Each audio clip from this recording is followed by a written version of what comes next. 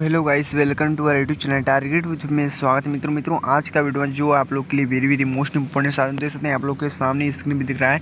RRB RPF constable परीक्षा तिथि 17/1/2019 के साथियों आप लोग का ये सेकंड पाली का आप लोग का पेपर हुआ था। साथियों जो सेकंड पाली में आप लोग का पेपर हुआ था साथियों पता है आप लोग को फर्स्ट पाली वाला पेपर आप लोग को अपलोड कर दिया गया है। साथियों जो वीडियो नहीं देखे हैं जाइए मित्रों वो वीडियो को देख लीजिए। ठीक है, आज हम बात करते हैं सामान्य ज्ञान की बात करते हैं साथियों। ठीक है, क्योंकि आप सभी बच्चों को पता है कि सामान्य ज्ञान से सबसे ज़्यादा प्रश्न बनते हैं, 50 प्रश्न बनते हैं टोटल प्रश्न। ठीक है मित्रों, ये जो आप लोग का सेट नंबर 2 है आरआरबी आरपीएफ कांस्टेबल परीक्षा के लिए। ठीक है, ये सेकेंड पाली की आप लोग का सामान्य ज्ञान की चर्चा आज कर लेने एक पहले प्रश्न। ठीक है मित्रों, आप लोग बने रहिए मित्रों, और हमारे चैनल पे भी नए हैं तो चैनल को सब्सक्राइब जरूर कर लें। ठीक है, बेल आइकन को प्रेस भी कर देना। ठीक है मित्रों, हम लोग स्टार्ट करते हैं। पहले प्रश्न देखते हैं। पहला प्रश्न किस प्रकार से आप लोग को सामान्य ज्ञान का पूछा गया था साथियों। ठीक है, बहुत ही इंपॉर्टेंट प्रश्न है, और जो विद्यार्थी प्रैक्टिस सेट को और प्रीवियस पेपर को लगा कर जा रहा है तो उनके लिए वेरी मोस्ट इंपॉर्टेंट है। वो विद्यार्थी को जरूर सिलेक्शन मिलेगा, उससे कोई नहीं रोक सकता। ठीक है मित्रों, हम लोग स्टार्ट करते हैं। ठीक है, तो देख सकते हैं कि पहला प्रश्न आप लोग के सामने क्या दिखा है। पहले प्रश्न को साथियों पढ़ते हैं। बोला है कि इनमें से कौन सा विकल्प धूल और हवा की धुरी के कारण प्रकाश के फैलाव की घटना को उजागर करता है। तो प्यारे साथियों बता सकते हैं जो टिंडल प्रभाव आप लोग का है, यह जो धूल और हवा की धुरी के कारण प्रकाश के फैलाव को घटाने और उजागर करता है। ठीक है, टिंडल प्रभाव आप लोग का राइट आंसर हो जाएगा मित्रों। ठीक है, पहले का पहला आप लोग का राइट आंसर हो जाएगा। ठीक है, सभी विद्यार्थियों को समझ में आ गया। सभी विद्यार्थी नोट भी कर लेंगे, और जिनको नहीं नोट करना है वो स्क्रीनशॉट भी ले सकते हैं। ठीक है मित्रों, ये इंपॉर्टेंट प्रश्न आप लोग के लिए। ठीक है मित्रों, इंपॉर्टेंट है।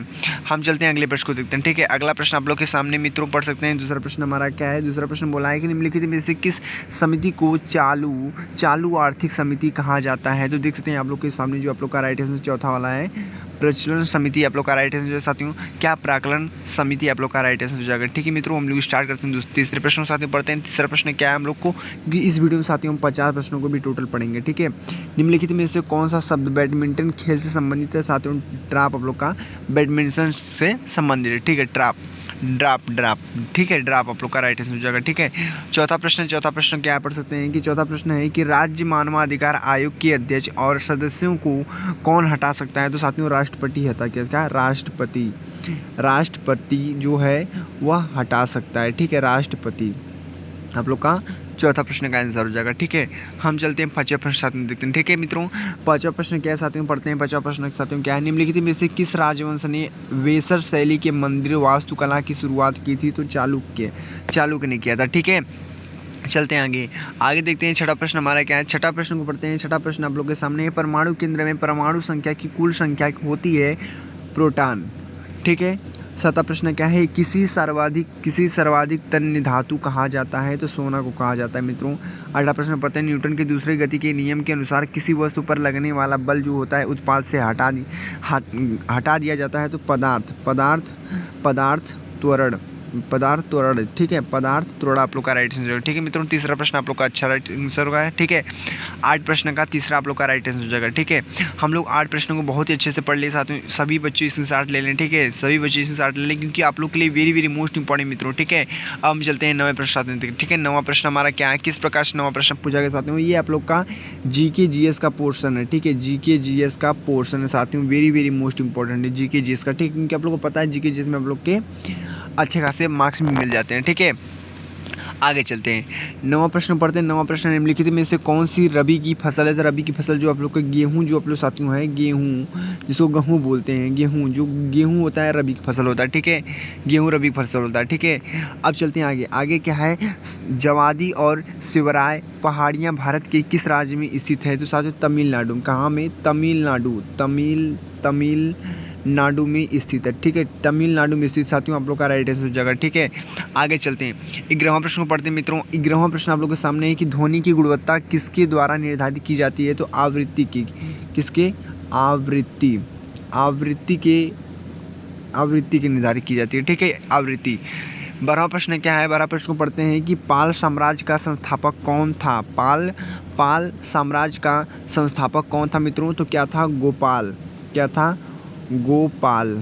नाम था। ठीक है, गोपाल था। पाल साम्राज्य का जो था संस्थापक गोपाल था। ठीक है, 13 प्रश्न मित्रों क्या है। 13 प्रश्न को पढ़ते हैं। 13 प्रश्न है ट्रॉफी के संबंध में MVP का पूर्ण रूप क्या है। तो MVP का पूर्ण साथियों क्या है, मोस्ट मोस्ट वैल्यूबल प्लेयर आप लोग का राइट आंसर हो जाएगा। ठीक है, प्लेयर आप लोग का राइट आंसर हो जाएगा। ठीक है मित्रों, 13 प्रश्न भी अच्छे से क्लियर हो गया आप सभी बच्चों का। ठीक है, साथ में एक बार फिर बोल रहे हैं कि प्रश्न वेरी मोस्ट इंपॉर्टेंट, जो विद्यार्थी हमारे प्रैक्टिस सेट प्रीवियस पेपर की तैयारी कर रहे हैं उनके लिए वेरी मोस्ट इंपॉर्टेंट। ठीक है, क्योंकि इन्हीं से आप लोग के प्रश्न बनते हैं प्रीवियस पेपर से। ठीक है, आगे चलते हैं, आगे 14 प्रश्नों साथ में। ठीक है, 14 प्रश्न क्या है, बोला है कि मलिंद पन्हु पाठ किससे संबंधित है? तो साथियों बौद्ध धर्म से। किससे संबंधित है? बौद्ध धर्म से संबंधित है। ठीक है मित्रों, बौद्ध धर्म से संबंधित है। ठीक है, पलिमंदो मिलिंद पन्हु पाठ किससे संबंधित है? बौद्ध धर्म से। ठीक है, आगे चलते हैं। अगला प्रश्न क्या है हमारा, 15 प्रश्न पढ़ते हैं। 15 प्रश्न बोला है, इनमें से किसने भारत के लिए समुद्री मार्ग की खोज की थी? साथियों तो वास्को डी गामा ने खोज किया था समुद्री मार्ग की। 16 प्रश्न क्या है, हैंडबॉल खेल के खेल क्षेत्र को कहा जाता है? तो कोर्ट कहा जाता है मित्रों। 17 प्रश्न पढ़ते हैं कि पशुपति की आकृति किस काल में मिली थी? हड़प्पा संस्कृति में मिली थी। ठीक है, अब आगे चलते हैं। आगे हम क्या हमारा प्रश्न है 18 प्रश्न साथ में पढ़ते हैं। 18 प्रश्न हमारा क्या है, निम्नलिखित में से कौन सा एक हवा से फैलने वाली बीमारी है? तो कोविड-19 जो आप लोग का है कोरोना वायरस, ये आप लोग का हवा से फैलने वाली बीमारी है। ठीक है, सभी बच्चों को पता है कोरोना वायरस में जो आप लोग को पता है कोविड-19। ठीक है, निम्नलिखित में से कौन सा तारा पृथ्वी के सबसे निकटतम है? तो जो निकटतम तारा क्या है साथियों, प्रॉक्सिमा सेंचुरी है। ठीक है, प्रॉक्सिमा सेंचुरी आप लोग का राइट आंसर हो जाएगा। 20वां प्रश्न पढ़ते हैं। 20वां प्रश्न क्या है, सार्वजनिक संपत्ति स्रोतों के अति प्रयोग को कहा जाता है? तो सार्वजनिक संसाधनों की त्रासदी कहा जाता है। ठीक है, चलते हैं आगे चलते हैं। 21 प्रश्न क्या है, 21 प्रश्न, संसद के संयुक्त सत्र का संचालन करने के लिए अध्यक्ष के रूप में अनुपस्थित रहते हुए सत्र का संयोजक कौन होता है? तो लोकसभा अध्यक्ष होता है। ठीक है, लोकसभा उपाध्यक्ष होता है। ठीक है, लोकसभा उपाध्यक्ष होता है। ठीक है मित्रों, समझ गए अच्छे से। अब चलते हैं 22 प्रश्न देखते हैं। 22 प्रश्न क्या हमारा, पैरालंपिक में स्वर्ण पदक जीतने वाले पहले भारतीय कौन थे? तो मरियप्पन थंगावेलु। तो ठीक है मित्रों, अब चलते हैं आगे प्रश्न को देखते हैं। ठीक है, अगला प्रश्न हमारा क्या है कि मूल कोशिकाओं की विभाजन के लिए एक मूल कोशिकाओं में विभाजित किया जाता है तो 2 समान। ठीक है, 24 प्रश्न पढ़ते हैं। नाट्यशास्त्र के लेखक कौन है? तो नाट्यशास्त्र के जो लेखक हैं साथियों भरत मुनि, सभी बच्चों को पता है क्या है, भरत मुनि उनका नाम है। ठीक है, भरत मुनि आप लोग का राइट आंसर हो जाएगा। ठीक है, अब हम आगे चलते हैं। 25 प्रश्नों साथियों पढ़ते हैं। 25 प्रश्न हमारे किस प्रकार से प्रश्न साथियों उसको पढ़ते हैं। 25 प्रश्न है, कौन सा अंतर्राज्य परिषद मंत्रालय के अंतर्गत आता है? तो गृह मंत्री आप लोग का उसके अंतर्गत आता है। ठीक है, 26 प्रश्न क्या है, 26 प्रश्न थाल घाट मुंबई और किस जोड़ता है? थाल घाट किसको जोड़ता है? मुंबई और नासिक को जोड़ता है। ठीक है मित्रों, मुंबई और नासिक को जोड़ता है थालघाट। ठीक है, अगला प्रश्न देखते हैं, यानी हमारा 27 प्रश्न साथियों। 27 प्रश्न क्या मित्रों, 27 प्रश्न को पढ़ते हैं कि निम्नलिखित में से कौन क्रिकेट से संबंधित है? तो कलिंग कप जो आप लोग का क्रिकेट संबंधित है। ठीक है, पुरुषों में कौन सी 6 जीन होता है? ठीक है, पुरुषों में जो होता है 6 जीन होता है साथियों, किस में होता है? तो XY में होता है। ठीक है, XY में आप लोग का राइट आंसर हो जाएगा। ठीक है,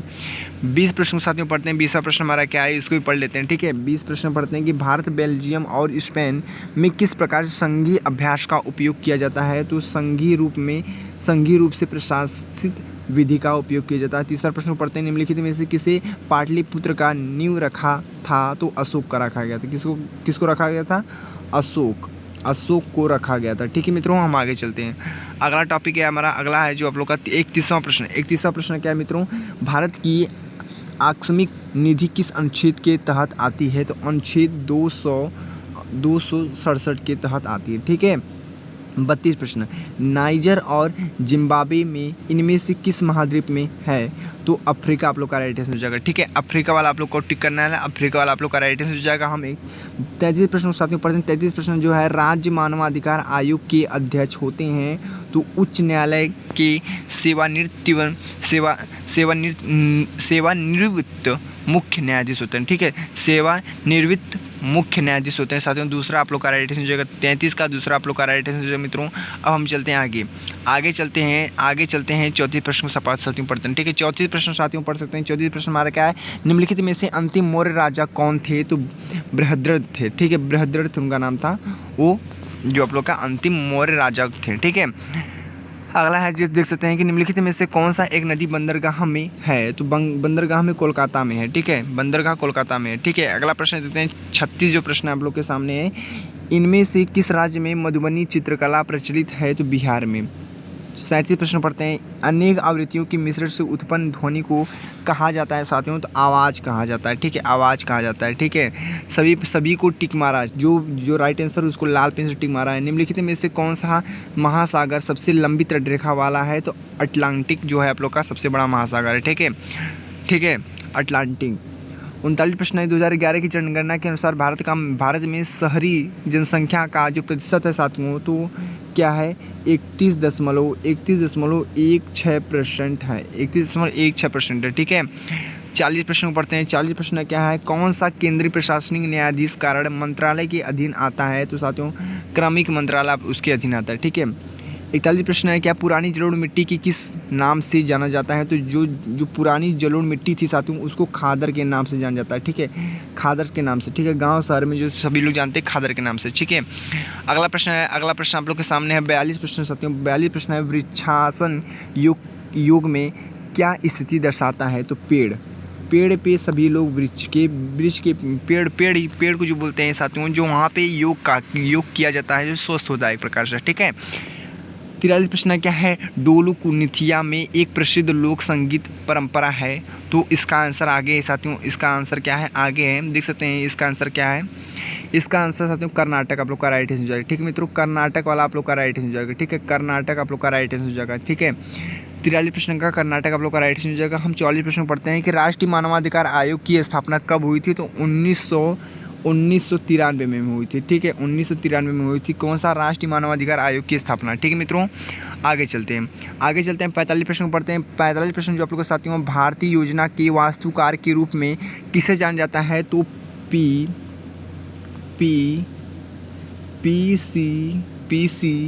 पीसी क्या है?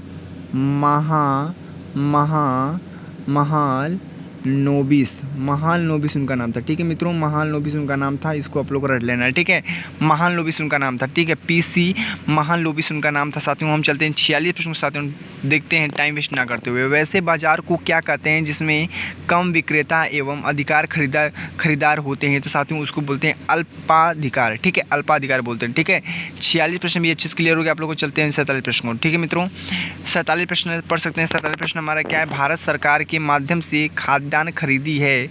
तो बता सकते हैं भारतीय खाद्यान्न निगम आप लोग का राइट आंसर हो जाएगा। ठीक है, 47 का आप लोग का पहला ऑप्शन आप लोग का राइट आंसर हो जाएगा। ठीक है मित्रों, हम चलते हैं आगे मित्रों। ठीक है, आगे देखते हैं कि 48 प्रश्न हमारा क्या है। 48 प्रश्नों के साथ में पढ़ते हैं कि महात्मा गांधी राष्ट्रीय रोजगार गारंटी योजना में शुरू की गई थी 2005 में। 2005 में शुरू की गई थी। ठीक है मित्रों, 2005 में। 49 प्रश्न साथियों, 49 प्रश्न पढ़ सकते हैं कि सिकंदर ने भारत पर किस वर्ष आक्रमण किया था? तो 326 ईसा पूर्व में। ठीक है, ईसा पूर्व में। 50 प्रश्न साथियों देखते हैं। 50 प्रश्न जो आप लोग आज को लास्ट प्रश्न साथियों, जो वेरी वेरी मोस्ट इंपॉर्टेंट है। किस विधेयक के बिना सरकार भारत के संचित निधि से पैसा निकाल सकती है? तो विनियोग विधि। कौन सा विधि है? विनियोग विधि। ठीक है मित्रों, विनियोग विधि। ठीक है, समझ गए सही बच्चे अच्छे से। अब हम चलते हैं साथियों, आप लोग को समझ के 50 प्रश्न आप लोग का टोटल 50 प्रश्न आप लोग का कंप्लीट होंगे साथियों। 50 मार्क के। ठीक है, 50 मार्क के टोटल कंप्लीट आप लोग के प्रश्न होंगे साथियों। यहीं से प्रश्न बनते साथियों। आप लोग को पता होना चाहिए कि जो आरपीएफ की भर्ती आप लोग देख रहे हैं, आरपीएफ कांस्टेबल के लिए, तो मित्रों आरपीएफ जो कांस्टेबल का होता है वैकेंसी आई है साथियों, उसमें आप लोग के साथियों प्रीवियस ईयर पेपर से और प्रैक्टिस से जितना आप लोग हल करें उतना आप लोग को बहुत ही बेहतर होगा साथियों। ठीक है, क्योंकि बहुत से बच्चों का सिलेक्शन हुआ था इन्हीं से, प्रैक्टिस सेट और प्रीवियस पेपर से। ठीक है मित्रों, अब हम चलते हैं, मिलते हैं नेक्स्ट वीडियो में साथियों अगले प्रैक्टिस सेट साथ, यानी अगले प्रीवियस पेपर के साथ से 3rd में। ठीक है मित्रों, कैसा लगा वीडियो कमेंट बॉक्स जरूर बताना साथियों। ठीक है, और चैनल पे नए मित्रों तो channel subscribe, like and comment जरूर कर देना। ठीक है, जय हिंद, जय भारत, वंदे मातरम, जय श्री राम।